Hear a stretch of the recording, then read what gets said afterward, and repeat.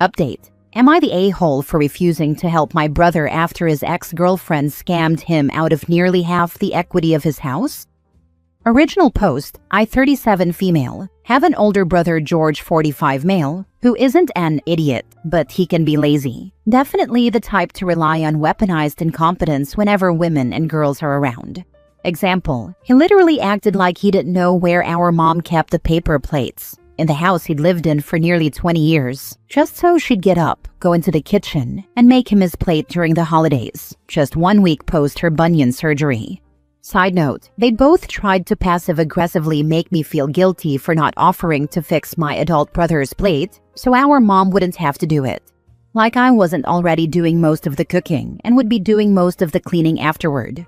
At age 30, George was given a windfall from our grandfather's estate. I got something too, and used it as a down payment for a nice 5-bedroom house that's easily worth double now.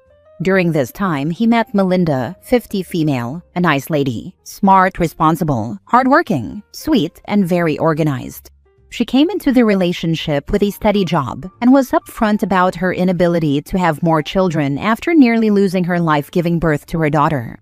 George said he was okay with that, but whenever Melinda brought up his hesitation about marriage, he'd say he had complicated feelings about not being able to be a father if he fully committed to her. He'd claimed that since he was willing to overlook her fertility issues because he loved her, she needed to show her love by waiting for him. That line worked for 12 years. After Melinda moved in, George demanded that she pay half the bills and part of his mortgage in exchange for allowing Melinda's daughter to live there.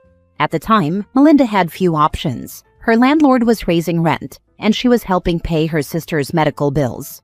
They justified it by saying it was still cheaper than her old rent. I said nothing because not my relationship. 2 years ago, George was caught cheating. Melinda was furious and left, but later returned, seemingly to work things out. It didn't stop George from cheating again, though, but Melinda shrugged and said this was still a better deal. As long as he kept it out of the house, she'd cope.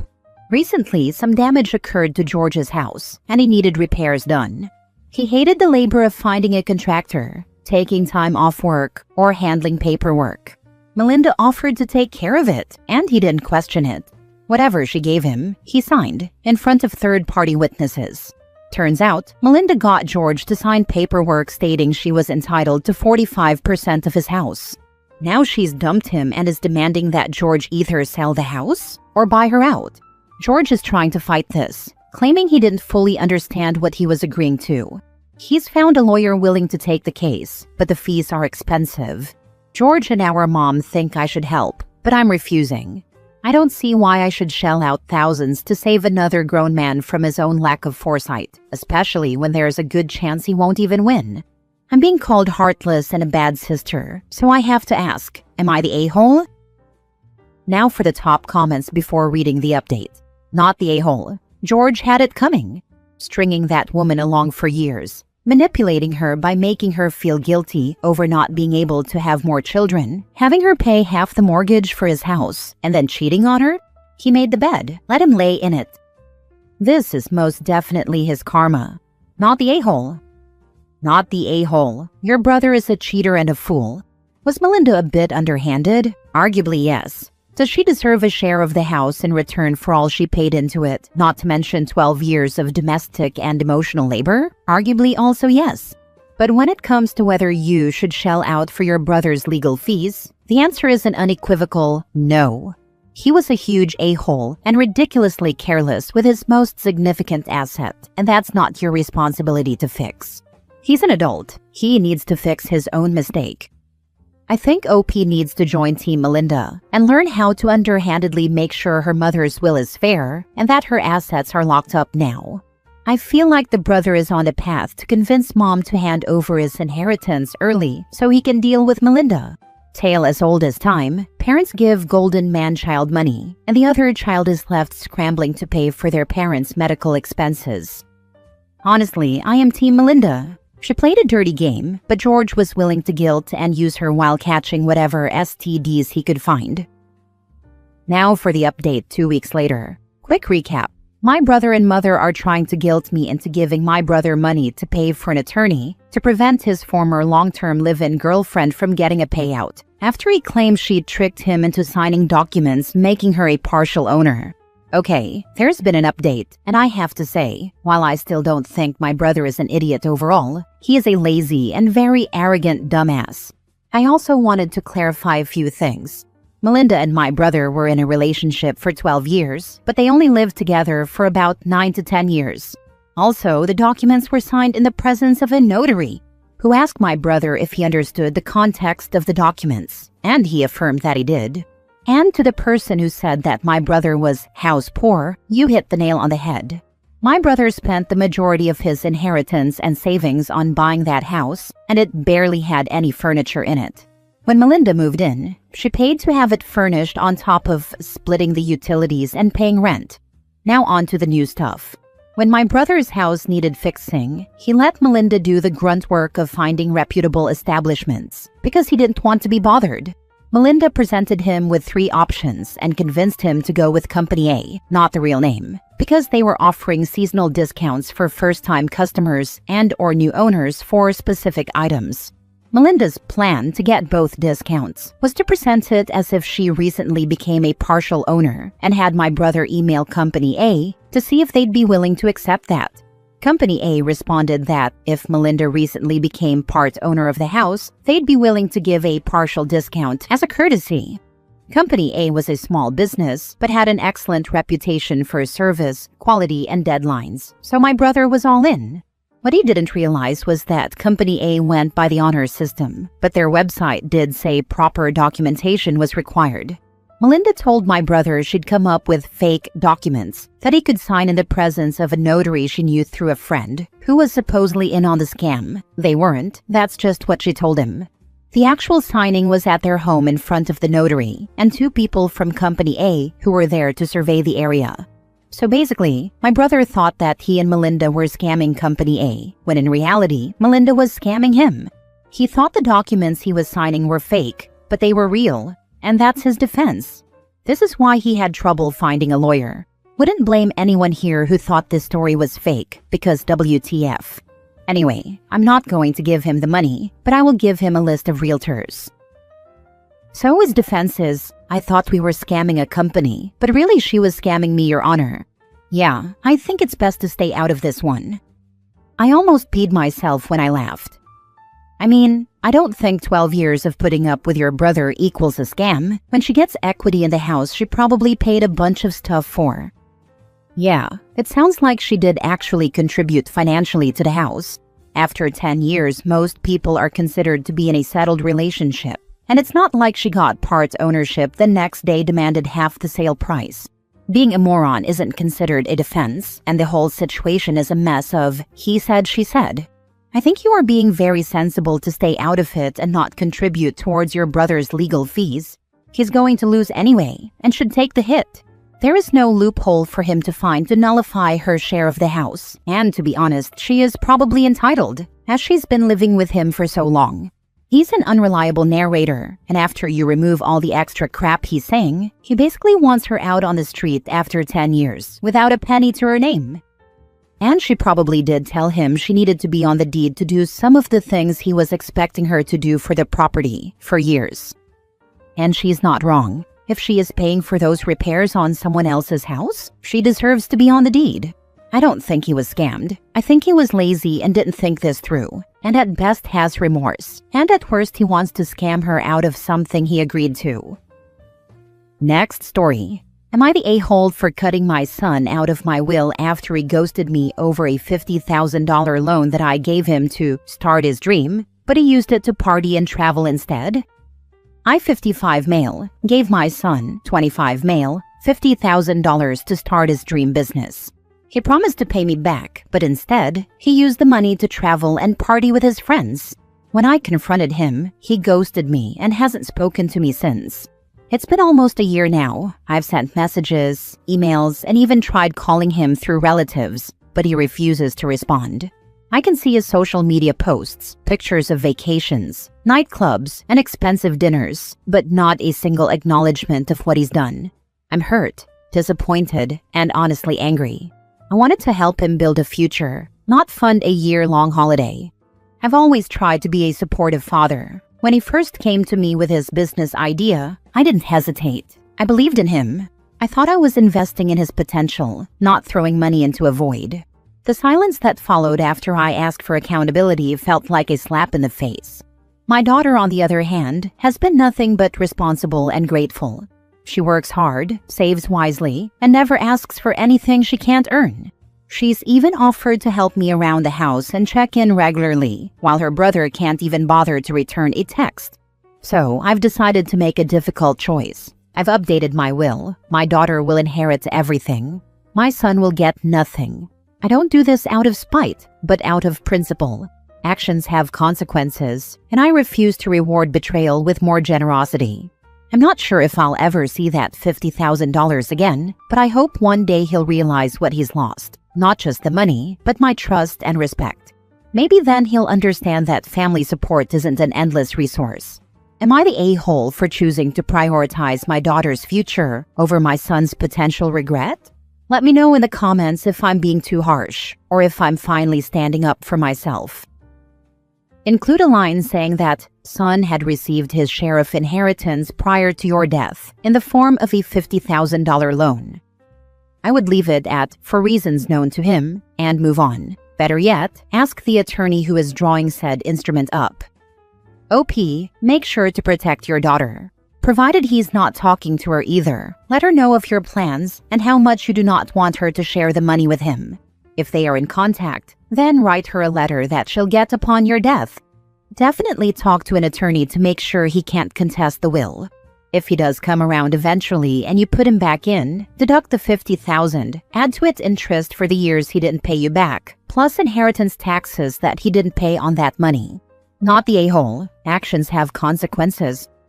Wrote a letter to your useless son and tell him, son, you already spent your inheritance, and if you challenge the will, name some legal stuff. I think you have to leave him a penny or something. Consult a lawyer and have everything documented and kosher. Protect your daughter from your son. By all means, that last sentence. Son is responsible for his own life with no money going forward. He will latch on to sister with sob story. Blood takes care of each other. Long discussion with her. Sad your son treated his only parent like his actions showed. Toss him to the curb. He does not deserve a parent like you. Daughter gets everything. Son gets nothing. Or ask your attorney. If you have proof of this loan and that it was never paid back, it would make sense that stating in your will you are forgiving the debt to your estate might equal to a $55,000 inheritance. Last story. Am I the a-hole for telling my mom she is also to blame for why my brother and I won't host our parents for the holidays? Last Christmas was my brother's first holiday not living at home with our parents. He wanted to host everyone in his new apartment. Also around this time last year, my parents had mutually agreed not to get each other gifts, as they were focusing on paying off some debt. Apparently, there was some miscommunication. My dad thought this meant no gifts at all. My mom thought this meant no gifts, but they'd still exchange stockings. In our family, stockings are always small stuff. Body care, candy, you get the picture. I was living with my parents last year, and I had heard all the discussions. I honestly saw both sides when, on Christmas morning, we all woke up and Mom didn't have her stocking filled from Dad. She was very quiet but clearly hurt. He ran out to the pharmacy, quickly bought some things to fill her stocking, and said he was sorry. Now, should my dad have communicated better? Sure. Do I understand my mom's hurt by the situation? Also sure. But I thought they'd be able to swallow it all for lunch at my brother's. We go, and my dad is doing his best to make up for his blunder. My mom is in a terrible mood and keeps picking at him all day long. Toward the end of our time there, she made a snarky remark about my dad not filling her stocking. My dad flipped his lid and started screaming that nothing he does is enough, then stormed out. My brother was clearly upset by having Christmas ruined by their arguing. I convinced my mom we should leave not long after. My brother and I were upset with both of them. My dad shouldn't have flipped out and screamed. My mom also should have kept her comments to herself or spoken to my dad later. My brother was embarrassed as his roommate had come home, and while he was in his room, he overheard the arguing. My brother stopped having my parents over altogether after that, though he'd still invite me. My brother would also visit us at my parents' place. Thanksgiving is fast approaching, and we were all trying to coordinate plans. I recently got my own place, but honestly don't want to host after last year. My brother said he's never hosting another holiday at his apartment again. My mom was hurt by this, but eventually we all just planned to have dinner at my parents' place. Later on, my mom was complaining to me that my brother won't have us over anymore, feeling pushed out. She said it was my dad's fault, and she shouldn't be punished. I told her while my dad was wrong for screaming, she chose to be whiny all day long. I clarified that I understood her hurt, but she also partially ruined the day by not letting it go. My mom got mad at me and accused me of taking sides. I said I'm not. If Dad whined, I'd tell him the same, but he seems to understand that he ruined it. I also pointed out that neither of them ever apologized to my brother, and I'm not confident they'd never do it again. My mom says I'm in the wrong for how I spoke to her. Am I the a-hole here? Edit. Because of course everyone's favorite game is let's play devil's advocate. This is not my parents' first time having an argument like this. In the past, it hasn't been about Christmas, but it's been about other stuff. They hate each other, but stay married due to not being able to afford to divorce and live separately. They hate each other. Their screaming matches are constant, and they have ruined other family events. We've suggested therapy, and they won't go. They want to stay trapped and miserable. Yet, when my brother and I bickered about stupid stuff as kids, they'd scream at us for ruining their peace. We're at the point where they don't get to do this without consequences. This is the consequence. For those saying I shouldn't blame my dad as much as I do in this post, the main reason I hold him at 50% is because he started screaming. If he had just remained quiet and spoken to my mom later, then he wouldn't be held to the same degree. Because he screamed and refused to take accountability for his tantrum, he goes up here too. But I agree, without that, my mom is more at fault. You made the best point of all. Neither apologized to your brother. You also mentioned you think this situation could happen again. It kind of says all we as the internet needs to know about your parents. A person who doesn't hold themselves accountable will perceive accountability from others as an attack. That's exactly what your mom is doing. She sees herself as the victim, doesn't want to accept that it's partly her fault.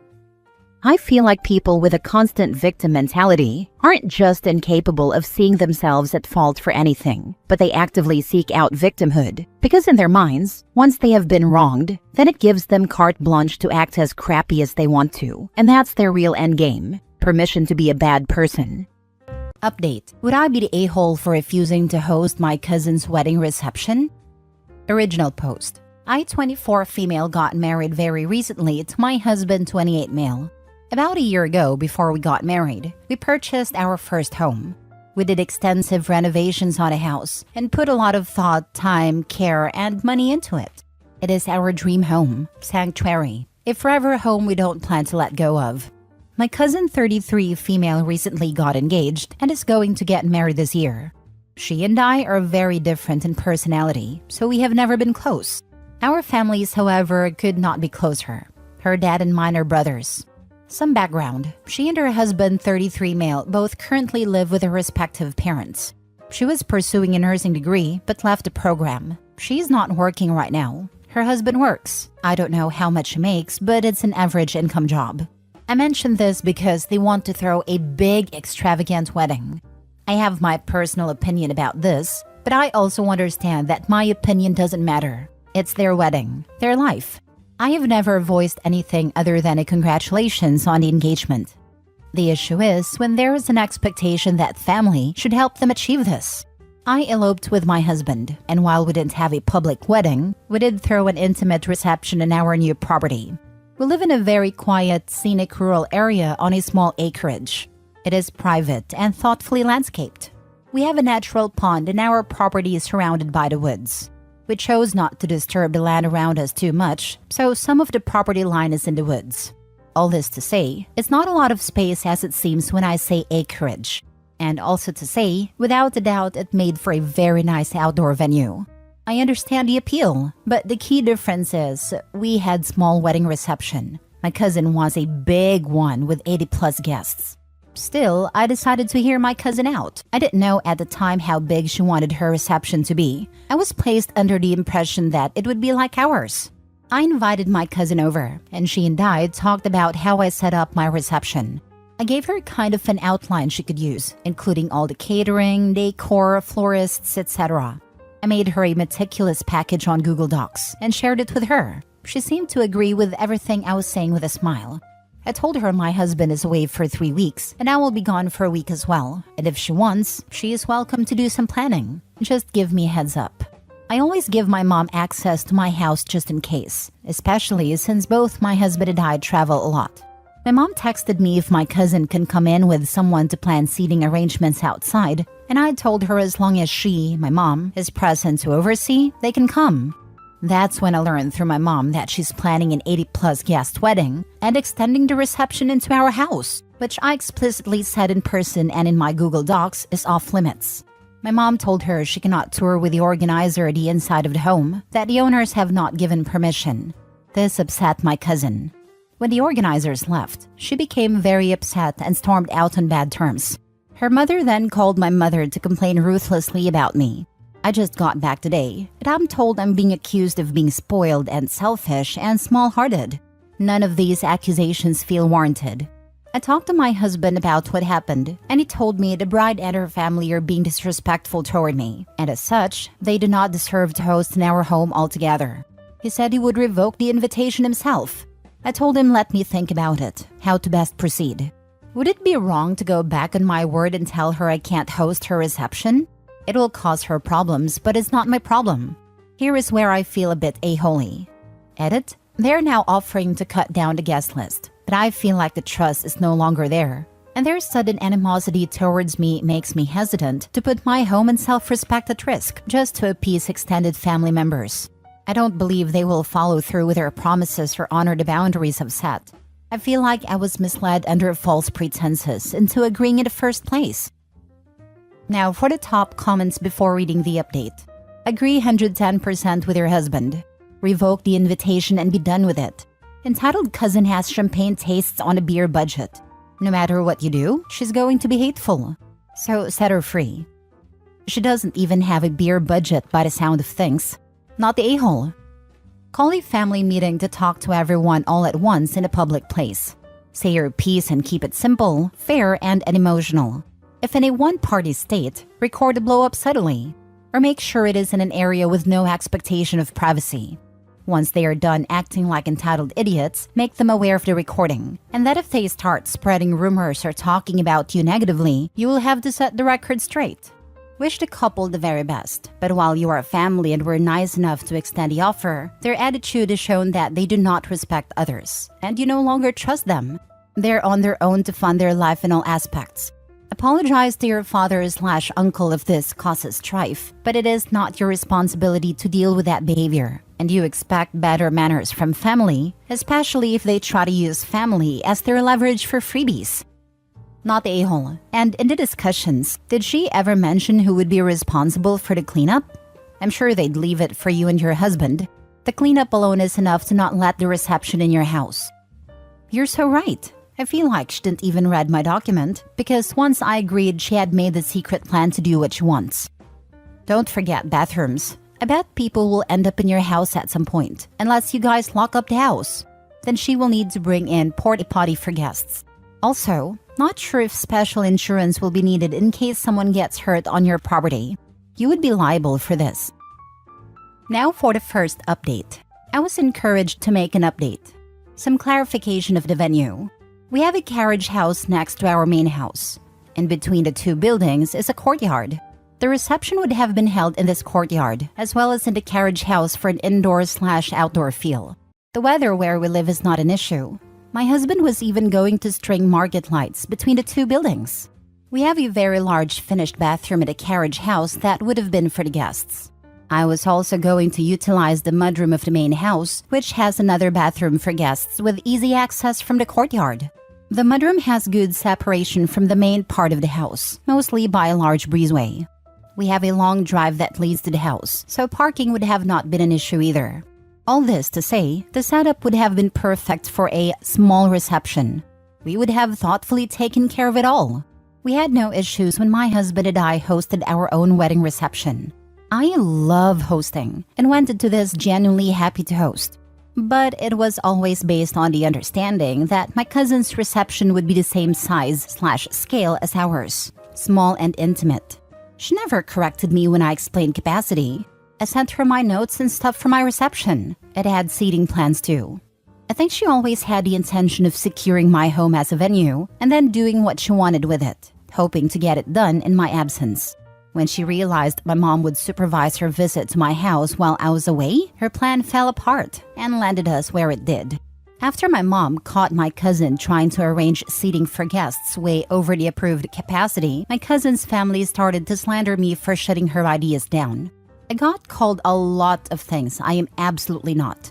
This included jealous and saboteur for not being accommodating last minute.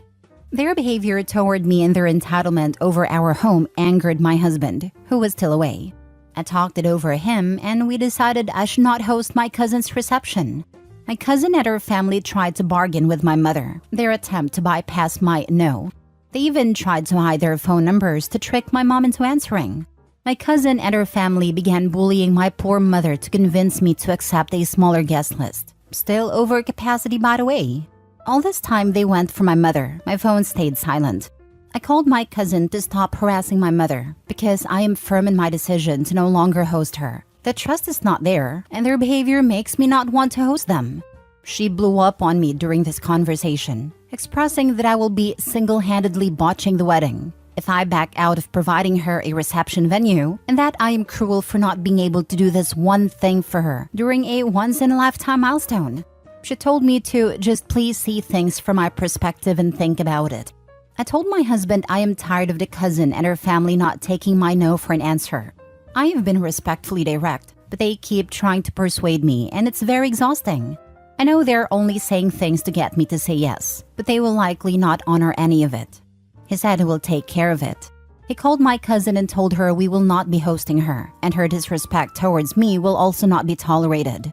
He told her I was always clear on capacity, and the tantrum she and her family are throwing is because they hope to trick me into allowing a bigger reception than I approved. For the failure of that, she only has herself to blame. She started crying and asked my husband if she could throw a smaller reception at the approved capacity. My husband said we are way past negotiation. He will not allow it, not even if I ask him to. I know he said this to give me an out, and I appreciate it a lot.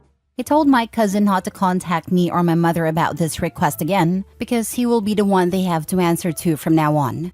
They haven't called or texted, but my cousin tried to DM me on Instagram, and my husband sent her a voice note from my account in the chat.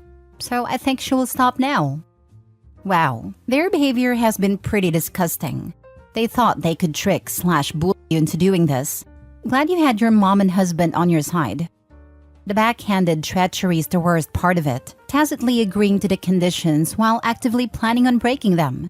And all the relatives are mad because they didn't get to party at OP's place. Yeah, and OP hasn't mentioned anything about if they were giving them money to cover the cost of hosting them, or whether they were expected to cover that too. Sorry for not including that. The groom/bride's family were paying for everything except for a few things my husband kindly offered to pay for. One of these was hiring valet to handle parking, but that was something he wanted to do to protect us/our property. But I know he would have generously offered cover to help the event run smoothly. This was supposed to be a 40 people max event. She tried to bring in over double that. Not the a-hole. You know, I'm not always fond of guys being placed in positions where we have to play the mean, scary man role. But I won't deny it's definitely effective when you've got a bunch of cowardly people who talk trash until someone stands up out of their chair at an average height of a male individual and speaks a little above indoor volume. He had a figurative big stick, and he used it to perfection. I absolutely agree. I try not to use my husband until I absolutely have to, and wish I could have handled it entirely on my own, but it wasn't working with these people. The experience has definitely made me reflect on my assertiveness though, and how it can improve, especially when it's quite clear my cousin and her family were counting on me being someone they could get their way with/manipulate. Second update. This will be my final update regarding this issue, and I will keep it short. My cousin ended up having her wedding reception at a different relative's property. I did not attend, and neither did my husband. This is because during the time between us saying no and her still looking for an alternative venue, she made an extremely racist remark about my husband. Along with that, in a group chat screenshot that was sent to me, she called him, in exact quotes, controlling a tall mother tyrant and misogynist effer. All of this because my husband was zero tolerance about her entitled behavior and would not let her go around him. I decided to boycott the wedding. I did not want to celebrate with her. I've also gone no contact with her family. During all this, only my uncle, her father, apologized for my cousin's bridezilla behavior. My cousin and her mother have continued to remain firm on the fact that I am an ungenerous and cold-hearted person who doesn't help family. I have a small heart basically. I have urged my mom to do the same, go no contact, but I will leave it up to her own discretion. About 110 people showed up to my cousin's reception party. From what I hear, people were peeing in the bushes and stuff. Lots of littering, some property damage, and someone injured themselves, warranting an ER trip, lighting firecrackers. I think some parking violations also happened, for which there are fines.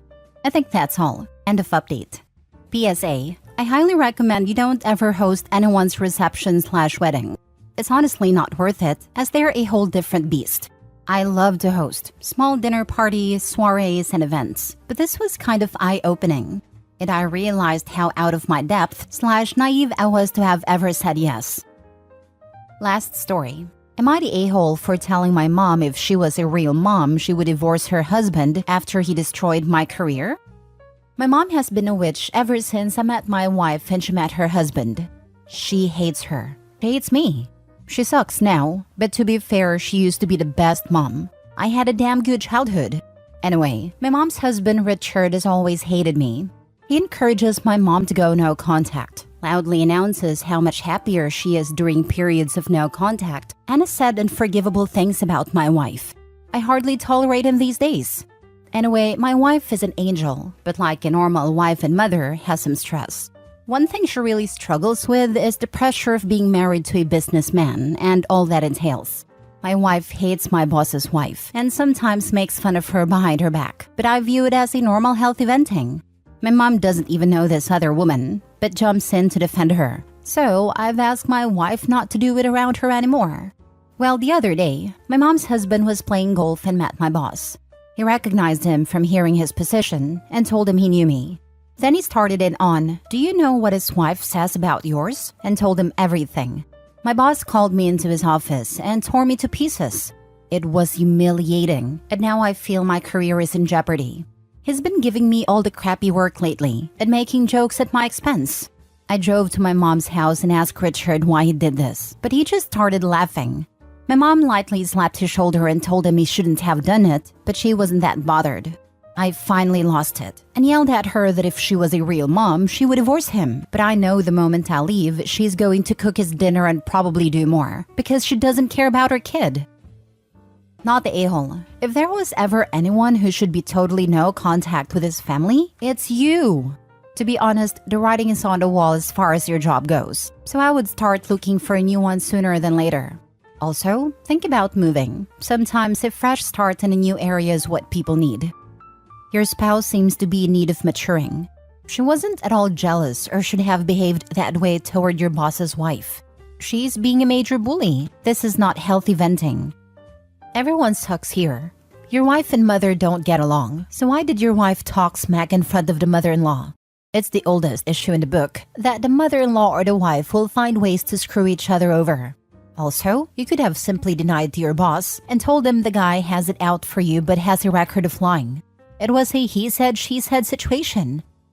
But the easiest way for word to not get back to boss that you and or wife was crap talking his wife is to never talk crap in front of anyone, let alone someone who clearly would love to use anything they can get to mess with you.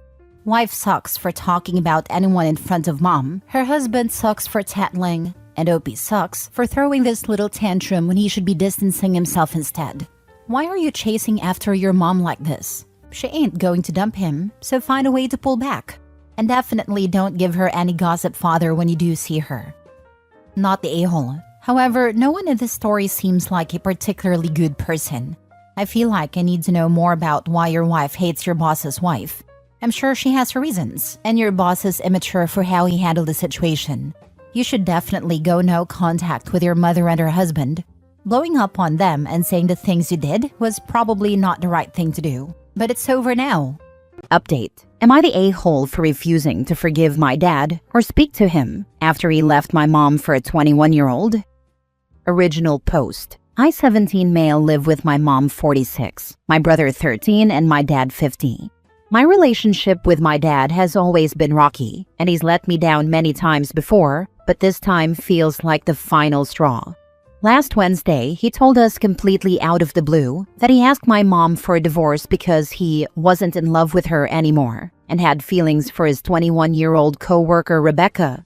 For context, she just turned 21. We would have literally been in high school at the same time. I was furious. My parents have been together since 2003. Their relationship has had issues, but this was still shocking. What made it even weirder was how impulsive and unlike him it was. He left the house the next day after non-stop fighting, packed his stuff into our car, and went to sleep in a parking lot. The car and the house are both in my mom's name, and he only had $18 in his personal bank account when he left.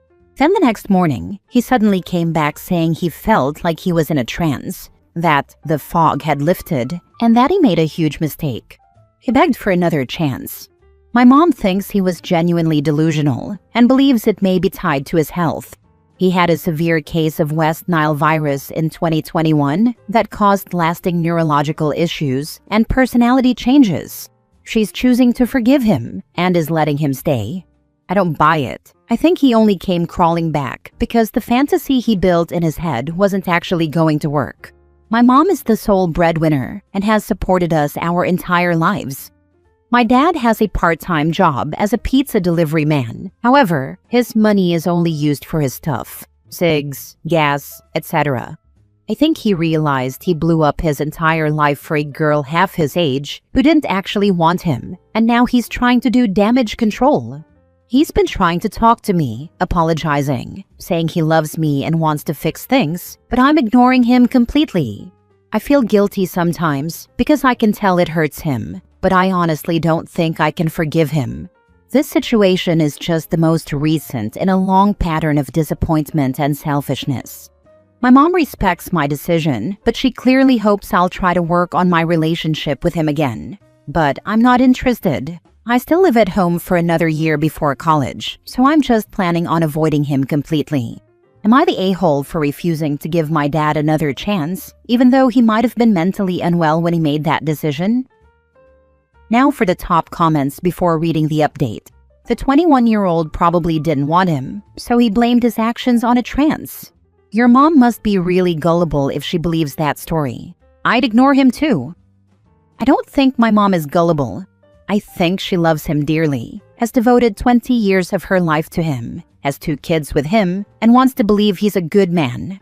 I don't fault her at all in any way, regardless of if she continues to stay with him or not. Trust is a fragile thing. Once destroyed, it is almost impossible to get back. Your father thinks he can just walk back in and have everything the way it was, and that isn't going to happen anytime soon. Don't kick yourself. You are not to blame for what happened, and you are under no obligation to forgive and forget. That said, I do think your father's bizarre behavior is due to some health issue. He obviously needs to be seen by a doctor. He has stated he is going to see a new therapist and psychiatrist. He already sees multiple doctors often, including a neurologist, as he has a slew of health problems, including lasting effects of West Nile virus. Now for the update 2 months later. Quick refresher. My dad, 50, randomly told my mom, 46, he wanted a divorce because he was in love with his 21-year-old co-worker. He left, then came back the next day, saying he was in some kind of fog and wanted forgiveness. My mom decided to take him back, but I said I wasn't interested in repairing things with him. Fast forward to my birthday trip, about 2 weeks after the initial situation. We were going to the beach with me, my mom, my brother, and my best friend. My dad was staying home because we have a lot of animals, and it was easier for him to just stay than to pay for them all to be watched. I was actually really looking forward to it because it felt like the first time I'd get a break from all the chaos with my dad. Then my dad decided to drive 7 hours to our Airbnb as some kind of grand gesture. My mom claims she didn't know he was coming until he called her while already 3 hours into the drive, but I don't really buy that. The plan was apparently for him to stay the night, and she had already paid for an extra spot so he could come with us on the boat tour and dinner. So it's hard for me to believe she had no idea. Here's the kicker. She wasn't even planning on telling me. She literally wanted it to be a surprise that he just walked in the door. The only reason I knew was because she brought it up to my best friend, I'll call her Jane, that morning. Mom says she asked Jane if she should tell me, and Jane told her no. But Jane straight up told me all she was asked was if she thought I'd be upset. And she said yes. Later on, while we were out, Jane told me what was happening anyway, and that my dad was about an hour away. My mom got pissed at her for telling me. When I found out, I was devastated. I had explicitly said I was excited to get away from him on this trip, and instead, it turned into this whole thing. My mom was mad at me for being upset and kept saying things like, "It's still your dad. You'll have to get over it eventually," and "He's trying to show he cares." She even tried to spin it like maybe he was doing it for her, to prove he cared about fixing their marriage by showing up for us. She kept saying, "Well, I feel happy he did it, and I just felt like screaming because this was my birthday, not hers." My mom said he was coming to give me a birthday card, so I was expecting a long, thoughtful written card. He drove 7 hours to hand me a card with 2 sentences in it. "I'm sorry for what I did. I will make it up to you." That's it. After all that, he stayed for maybe a few minutes, then turned right around and drove all the way back home because I was so upset. There also wasn't even enough room in the Airbnb for him to stay, so they didn't think that through. That was mid-July. I've gone back to talking to my dad normally, but only to keep the peace. I don't want to, but if I start ignoring him again, it'll set my mom off, and I don't have the energy for more fights. So I'm just stuck pretending everything's fine when it's not. It's exhausting to constantly have my boundaries pushed aside, and I genuinely don't get how they think that's supposed to make me forgive him. My parents' relationship seems to be better. I am only viewing it from the outside, but they've been going on dates, been more touchy-feely, spending more time together, etc. If they really did fix things permanently, I am happy for them. My mom deserves to be happy. However, I feel that him changing his behavior doesn't erase the things he did in the past. I don't feel like I want a close relationship with him ever, even if he's changed. Am I in the wrong to not move on and forgive, even if he has truly changed? He came back because the 21-year-old said no. That's it. Maybe your mom needs that explained to her. The mother knows already. It's why she's pushing OP to just get over it, because she wants to sweep everything under the rug rather than deal with her own feelings. It's likely why the parents' relationship appears to be improving. Dad is love-bombing mom. She is also likely desperately trying to avoid dealing with the truth, so she is letting this delusional BS continue and trying to keep the farce alive. Why do people think that when a parent and spouse leave a marriage, they don't leave the child? The mom has never considered that the father walked out on this child's family as well, not just the mom. To be with a 21-year-old person who's probably closer to the child's age than to the mother's age. I know we'd like to tell our young children that, no, when mom and dad split up, dad didn't leave you. But the fact is that dad left the family unit, which included the child, so not the a-hole. Yes, she is 4 years older than me and would have been a senior when I was a freshman.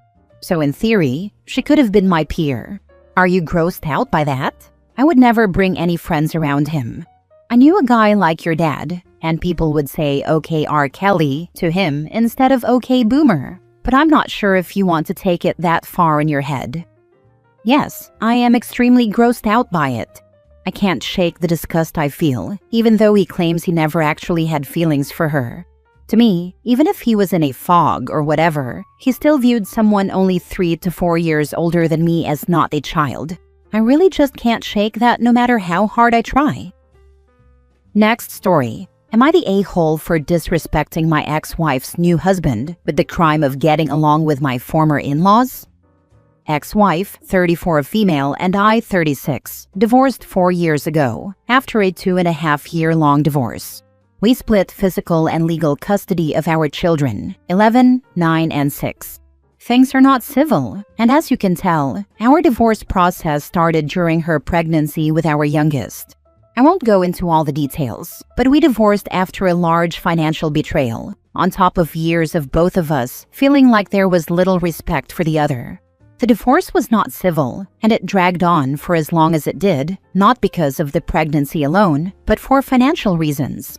My ex was dating her current husband by the end of our divorce, and it was an awkward period. Ex's family and I remain on good terms, which bothers her husband and always did. Because my ex doesn't want to take the kids shopping for my birthday or Father's Day when asked, her parents have, and that bothers him because they don't do the same for him. I do it for my ex because the kids ask. I include Christmas gifts in that because, again, I'm asked. Her husband doesn't like it, but he sure as heck never has. The most recent issue came up when my kids asked to have me for father and kids photos that my ex's family were organizing.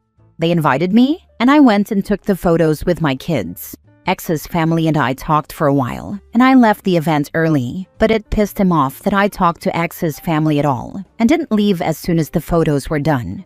But what really bothered him was that I was invited instead of them having him stand in for the dad photos. The kids didn't get photos with him that day, which may have created more problems. But ultimately, he complains that I disrespected him by getting along with his wife's family, his words, and she's got his back because she thinks it's unfair her family doesn't hate me like she does. Am I the a-hole? Now for the comments. Not the a-hole, you're their dad. If she has issues with you having a relationship with your children's grandparents, aunts and uncles, etc., she can take that up with them. She has more than once, and she gives me grief when they tell her they will not stop being friendly with me. I get even more grief when they remind her I will always be the father of the kids, and the kids should come first. Honestly, if she keeps feeding his insecurities, this will only lead to bad relationships between the kids and him, and for that alone, I'm sorry for your kids. On a different note, thank you for putting any past issues with your ex aside and still putting your kids' needs and wants first. The shopping for holidays, even for gifts for her, does make your household feel safer usually, which is so beneficial for them to have that safe space.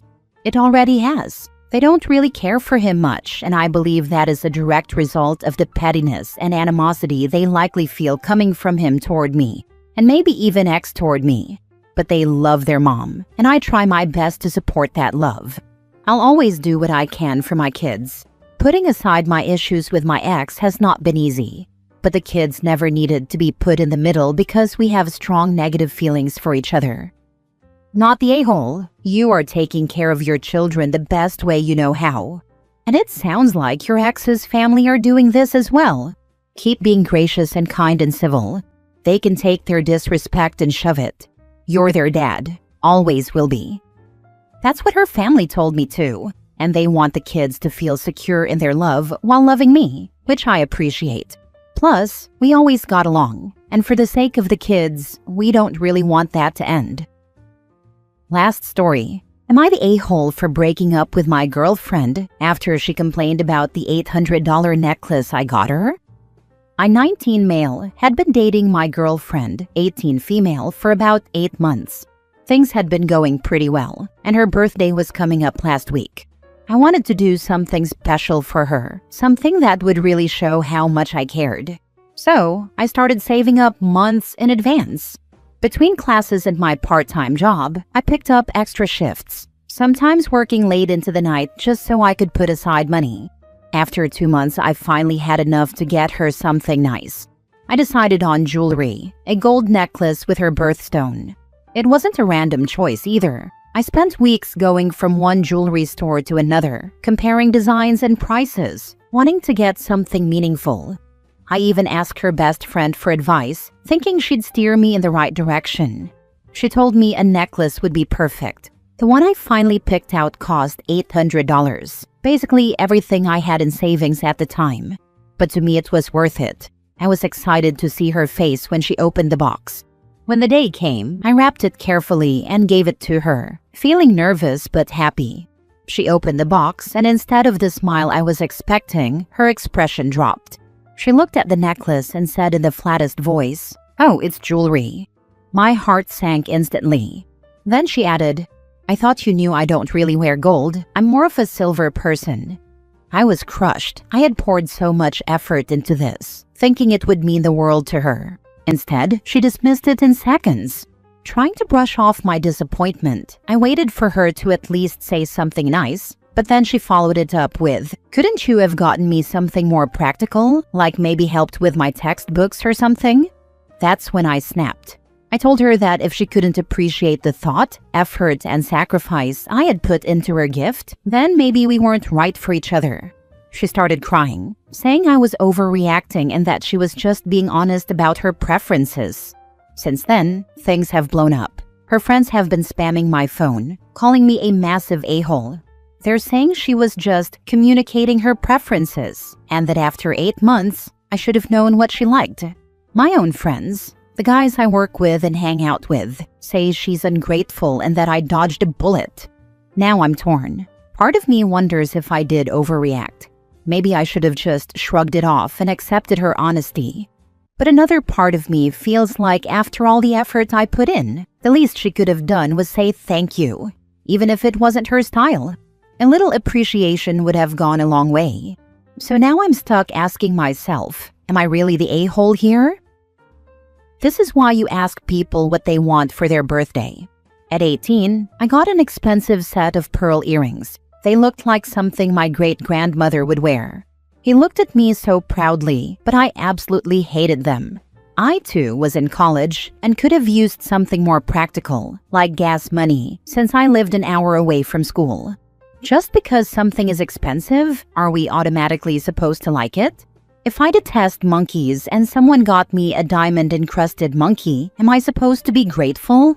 This is a learning experience for UOP. Learn what your partner actually likes and then get her something close to it.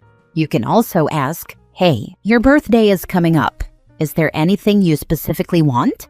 If she tells you, get her that. This too, never assume what someone wants. You base a surprise on things you gauge her by asking little questions and showing interest in her. Like the fact you were getting her jewelry, you should have known her preference first. Jewelry is a huge thing to get someone and to just guess. I know OP said he went through her bestie, but as we see, it is wiser if he would have just talked to his girlfriend. You're the a-hole because she was telling you she ain't a gold digger. She doesn't want useless jewelry, and she was trying to be honest. You freaked out because you were hurt she didn't like it and embarrassed about how much time and effort you put in for a flop. She wasn't being ungrateful. She was saying that extreme amount of money could have been used in a way to actually be used, not just worn sometimes on the neck. Am I the a-hole for reporting my brother for child abandonment? Plus update. So I, 25 female, usually work from home and frequently babysit my brother's 31 male and sister-in-law's kids. They have 3 kids, all between the ages of 4 to 7. My brother has a rather demanding job that I won't be revealing here as I don't think he'd want me to, and his wife is a nurse, so frequently they'll need me to babysit for them and usually it's fine. My brother contacted me a few days ago and asked if I could babysit his kids for the upcoming weekend as he and his wife would be 2 states away. Usually I would agree, but I had a trip planned with some friends to go to New York City, clear across the country from us, for a few days. I told him as such, but he got upset and told me that my vacation could wait, because whatever it was he had to go to was work-related and extremely important, and that his wife was away caring for her mother who had a stroke recently. I told him that I wouldn't be canceling my plans as I needed a break from work, and he blew up and started yelling about how I should be tired because I just sit at home all day and don't have any kids. At which point I just hung up on him after telling him no once again. Fast forward to my trip, and I'm hanging at the hotel with my girlfriends, and I check my phone and see a notification from 2 hours ago that there was a movement detected at my front door. I check my camera, and I'm just entirely freaking floored. There on my front porch were his kids, who apparently had been sitting there unsupervised for 2 whole hours. Of course, I flip out and call my brother, and scream at him about this, and ask where the heck he was, and why would he just leave them there when he knew I wouldn't be there. He then freaks out at me because I'm not at home where I was supposed to be, No, I wasn't. I told him I wouldn't be. And tells me that I have left his kids in a dangerous situation because he's 2 cities away from home. Turns out that after I hung up on him, he decided he would call my bluff and drop them off anyway, then he just left without even checking to see if I was even home. Now I'm extremely angry and worried sick about my nieces. So, without anyone any of us could call to take care of them, I called the police and informed them of the situation and that there's no one even in the city to take care of them. Then I called my sister-in-law to tell her that I had called the police. And turns out she had no idea wouldn't be there, because my brother lied to her. Of course, she's furious at him. And my brother is spamming me with texts that I'm going to get his kids taken away and that his wife won't talk to him. Overall, I'm just very angry. And just as confused as to what was going on in his head when he decided to just leave 3 kids all under the age of 8, all alone and leave the freaking city. Now for the top comments before reading the updates. Not the whole. It's unfair to you. Also, couldn't your sister-in-law call to confirm that you would have been home? Your brother risked his children's safety. Nothing here is your fault. I don't really blame my sister-in-law. My brother flat out lied to her. And she had no reason to believe that he would pull a stunt like this, so she believed him. There was no one else to call. My sister-in-law was out of town taking care of her mother. I don't know any of my brother's friends, and all of my friends with the key to my place were with me in New York City. Our parents also don't live in the same state, so they couldn't take them either. It seems odd because this entire situation is bizarre.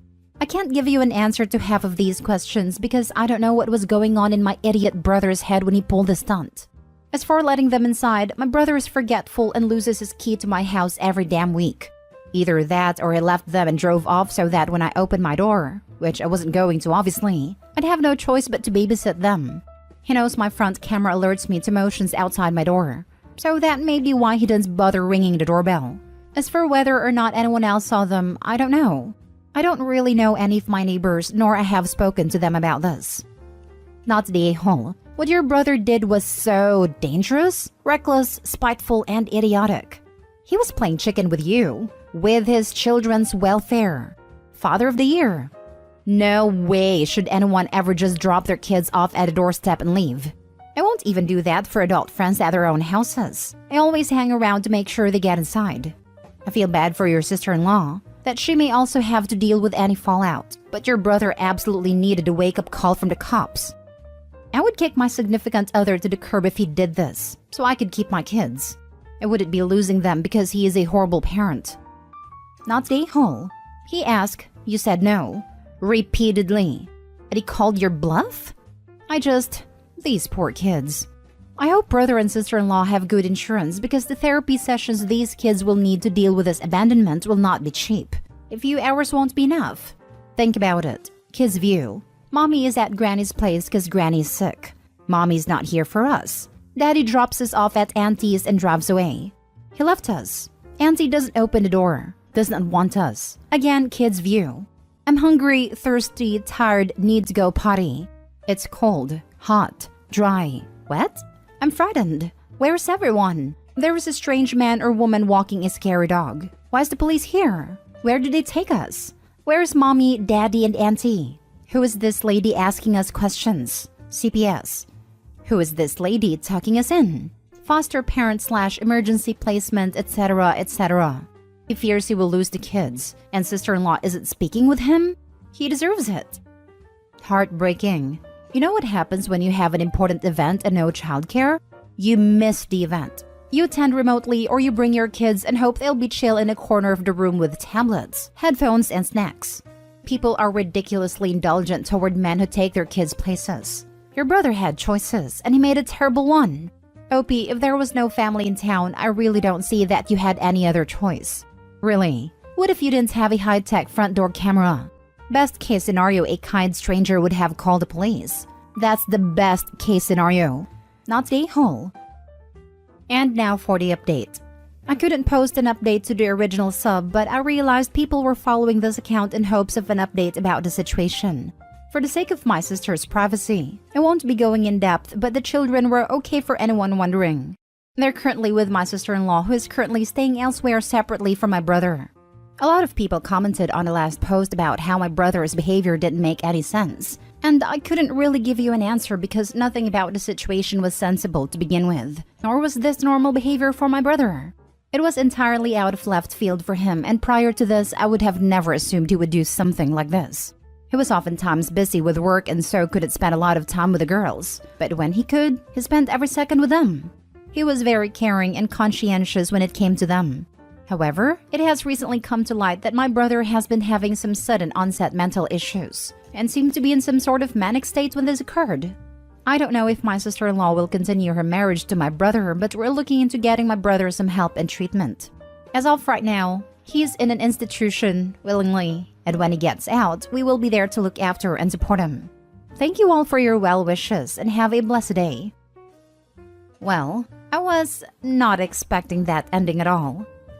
My bets were on drugs, affair, or something highly illegal. Didn't see this one coming. Same here. After the RV story, I totally thought it was an affair. One of my friends had a neighbor who would drop off/abandon her kids whenever she felt like a break. Neighbor would literally lower them over the shared back fence. My friend would look out of her patio window and see 2 extra toddlers playing in the backyard. Surprise! This was annoying but manageable when she was home with her own small children, and 2 extra wasn't a massive burden. It was, however, intolerable when she had her kids at daycare so she could work. It was downright dangerous when she went on holidays and the kids were left in a wet, wintry garden for a couple of hours before the other neighbor heard them crying and called the police. The neglectful mother was indignant and angry to be charged and moved out shortly afterwards. No one on the street missed her, but those poor kids. Neighbor would literally lower them over the shared back fence. What the actual hell? That's basically illegal border crossing, but house scale. Kinda had a feeling it was probably a mental health thing as soon as she said that her brother had just left the kids on the doorstep. I know that some people are just awful parents, but something didn't really add up. It's good to see that he's getting treatment though.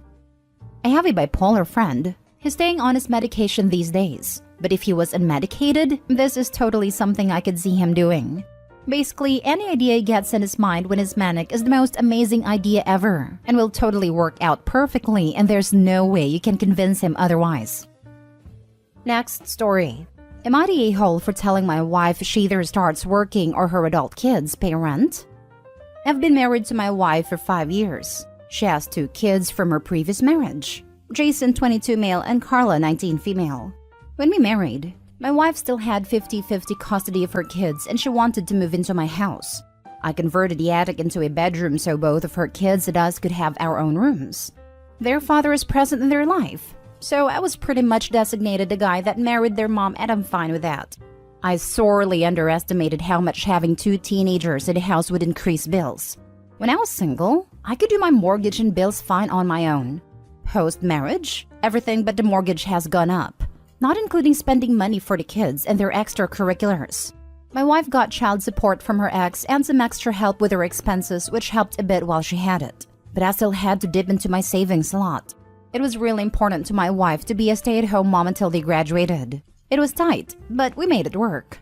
Jason moved out after graduating high school to attend college out of state. And when Carla graduated last year, we agreed she could have 1 year to figure if she'd be moving out or applying to nearby schools. Currently, she's not working or in school.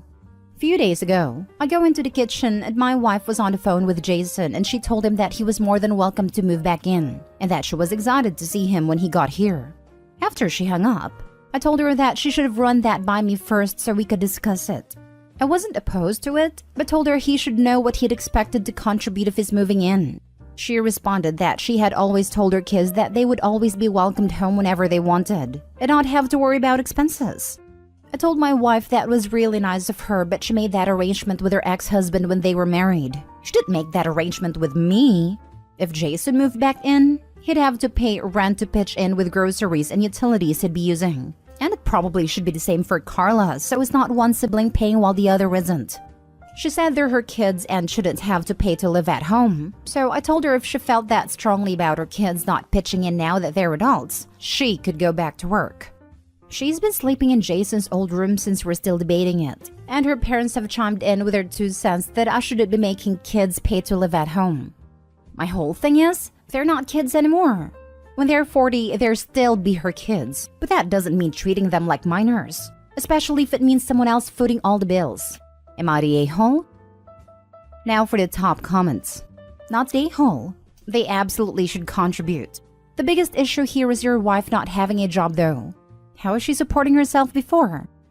She had lived with her parents after their divorce and only worked part-time while they were at school. Her parents are nice, but bend over backward for her since she is the only one of their kids that had kids. Not a-hole. You are being used, and I think you know that. Your wife is using you as a piggy bank. What exactly does she do all day? She expects to do nothing and have you fund her life? If her parents don't think she or her kids should have to pay anything, they can take her in or send her money for your bills. Until that happens, their opinion is worthless. Stay strong. She does take care of the house during the daytime until I get home and pitch in. She will also babysit for some of her friends to help them save on childcare, but she doesn't get paid to do it, though I think she should be charging them. It was really important to my wife to be a stay-at-home mom until they graduated. Not stay-home. Your wife clearly does not want to, nor intend to, ever work again. Insisting on being a stay-at-home mom while children are in high school is ridiculous, and they are years beyond graduation at this point. Funny how their father is off the hook for support now, but you are still paying through the nose to support his kids. Yeah, the idea that she wanted to be a stay-at-home mother for high schoolers is ridiculous, especially when the OP needed to dip into his savings to bankroll their lifestyle. She's also setting up a situation where it's going to be increasingly harder for her to earn a decent amount of money. It isn't right, but it's often much harder for people to get hired if they've been out of work for a long period of time. Now for the last story. Am I the a-hole for questioning why I wasn't invited to a baby shower for a child that I'm carrying? My boyfriend and I have been together for 4 years. We lived separately. He was 30 and lived with his parents. I was 31 and lived with my 6-year-old. We had our baby on September 14th, while the baby shower was sometime in August. His aunt decided to throw a baby shower for him. She said it would be a male's version of a baby shower. Men only, but that was a lie. She invited his mother, her daughter, his cousin, and herself of course, but she said I wasn't allowed to come. If it were men-only baby shower, then why were those women there? Also, that would only make sense if it were a bachelor party. I was carrying the baby, and I wasn't allowed to be there. All my boyfriend said to me was that it was out of his control. I feel like he should have stood up for me and said it didn't sound fair, that it should be a baby shower for the both of us. Every baby shower I had been to always had both parents. Also, I didn't feel like he deserved a party looking like he's the father of the year, because he didn't even show up to many of my baby appointments except for 2 of them. One being when we found out the gender. It was on my birthday, but he had to leave shortly after the appointment because he was spending the day with his mom. On my birthday. Also, they lived together. Another appointment he came to was a 3-hour glucose test, but he spent half that appointment on the phone with his mother.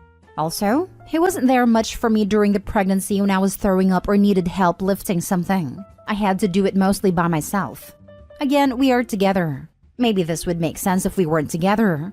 He tells me that the baby shower wasn't out of spite, that it was supposed to be guys only, with the exception of his mother, aunt, and a cousin. Yet I'm the mother. Not the a-hole and big yikes. I wish you weren't linked to this man for the rest of your life, because he's married to his mom, and you're the other woman. Not the a-hole. Mama's boy alert. You would be the a-hole if you even think that he is your boyfriend. No, he is not. He may be with you at times for whatever reasons, but it is not because he is your boyfriend. His family is his heart, not you. You need to start working with the legal authorities/attorney to get some child support paperwork in order and make sure you get legal custody. I can see his mommy pushing him for custody so she can be mommy to his baby, not you.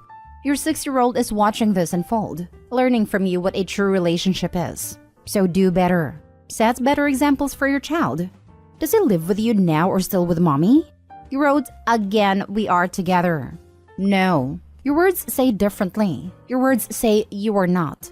Did your family/friends throw you a baby shower? Did he attend? Did his family attend? Where are all the items from his baby shower? At his mommy's house? You would be the a-hole OP if you don't do what this comment says. You need to legally protect yourself and your baby. He isn't your boyfriend, and is probably only coming over to sleep with you.